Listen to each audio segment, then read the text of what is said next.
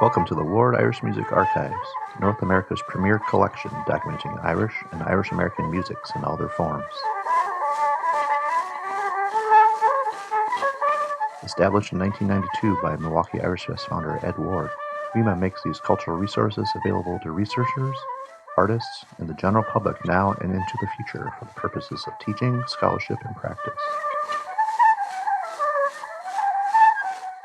From rare 78 RPM recordings and vintage sheet music to instruments and field recordings, we are preserving the soundtrack of Irish heritage for generations to come. Major holdings include collections from the Dunn family, Ted McGraw, Mick, Moloney, and Tommy Makem, serving as a living library for teaching, scholarship, and performance. Discover the history, hear the stories, and explore our collections today. Visit us online at wardirishmusicarchives.com to learn more or to plan your visit.